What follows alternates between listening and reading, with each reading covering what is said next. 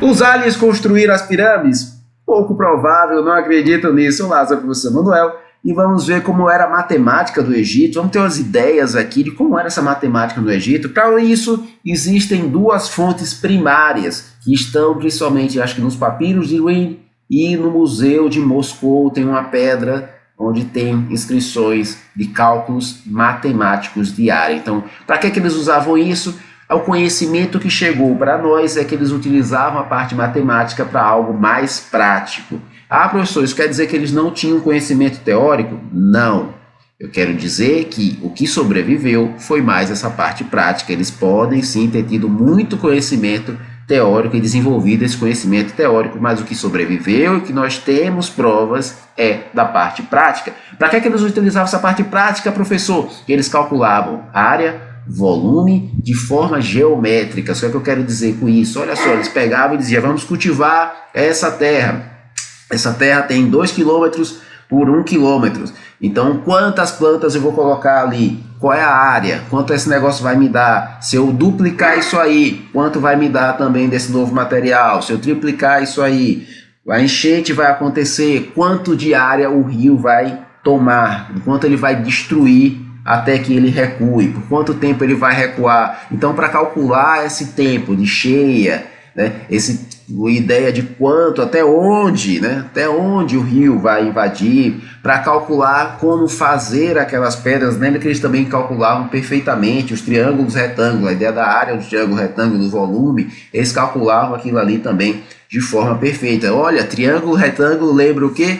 Teorema de Pitágoras. Eles tinham essa ideia, essa parte mais geométrica do triângulo do retângulo e dessa visão do teorema de Pitágoras. Eles não iam, como eu disse, não sobreviveu para a gente uma parte que eles poderiam ter se envolvido na parte algébrica, né, na parte teórica do teorema de Pitágoras, mas que eles sabiam dos primórdios disso aí, que eles sabiam como utilizar isso de forma prática, sim, até mesmo para as construções, né? Vou cortar aqui um cubo disso, vou colocar ali, vou colocar algo em cima disso, vou fazer um triângulo assim, vou colocar em cima daquele outro canto, até para a parte de construir as coisas. Eles usavam bastante essa parte de calcular volume, calcular área, tá certo? Mas, professor, então os egípcios, eles fizeram só coisas práticas. Como eu já disse, lembra, foi o que sobreviveu para a gente, não quer dizer que eles faziam apenas coisas práticas. Mas eles usavam números, símbolos que representavam números, né? Símbolos que representavam os números de 1 a 9, eles não tinham o zero.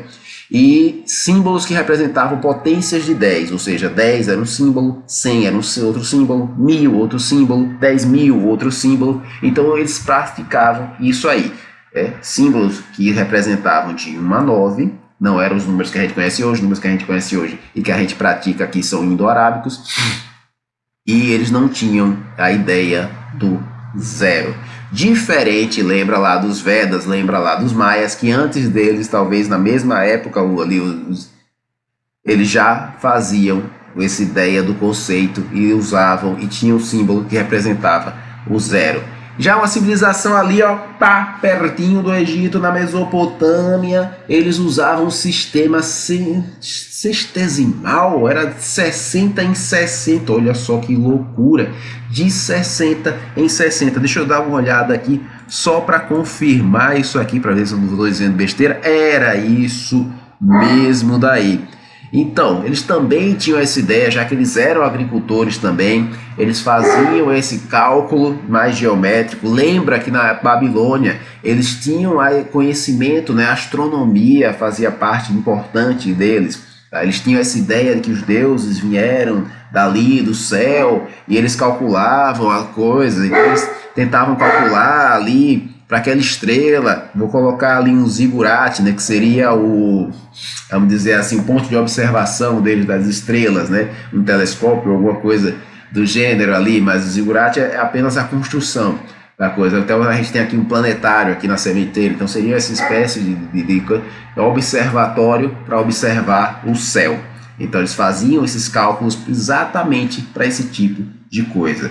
Tá? Para saber sobre produção, para saber o quanto de terra eles tinham que plantar para aquilo, para fazer uma construção, quase na linha dos egípcios, só que ele não usava de 1 a 9, ele usava 60, de 1 a 60. Então foi deles que veio essa ideia de 60 segundos, 60 minutos, tá? 60 minutos dá 1 hora, 60 segundos dá 1 minuto, tá? Essa ideia de dividir essa parte por aí vai dar 24 horas, tá?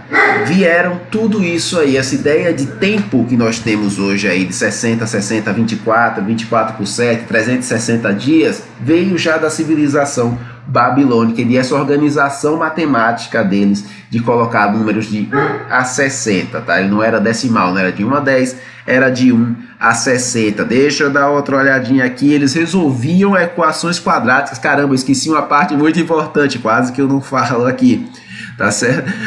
Embora suas soluções fossem principalmente numéricas, tá certo? E não algébricas, novamente, era mais levado para uma parte prática. Eles não sobreviveu para a gente se eles tiveram esse conhecimento mais teórico, eles conseguiram desenvolver. O que passou de geração em geração até chegar ao nosso conhecimento foi mais essa parte prática. Então você consegue imaginar isso, você consegue imaginar que milhares de anos ali atrás, inclusive antes de Cristo, o cara já conseguia fazer uma função quadrática?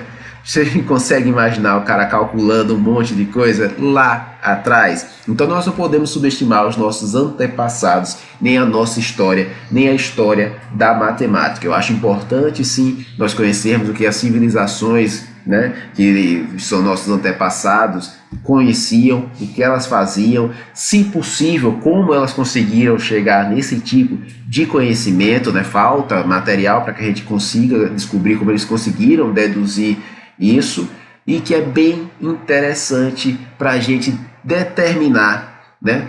Não a origem da matemática, mas determinar exatamente isso, que talvez ela não tenha uma origem, que talvez a matemática não tenha uma história linear, ela não tenha vindo dos maias para os Vedas, para os hindus, para os gregos, para os europeus e veio para a gente aqui. Talvez a história dela não seja linear, talvez o cara maia tenha descoberto, o Veda tenha descoberto também por ele mesmo, o indiano, a gente sabe sim que eles tiveram acesso ao conhecimento Veda, tá? Mas isso não quer dizer que o europeu já não tenha pensado também naquilo ali, ele só não teve o conhecimento dele repassado ou podaram o conhecimento dele, tá certo? Só teve esse conhecimento quando os árabes dominaram aquela parte da Península Ibérica, tá? E talvez forçado essa abertura, assim como os portugueses e ingleses forçaram as aberturas dos portos do japonês, para você que gosta de história, e aí a matemática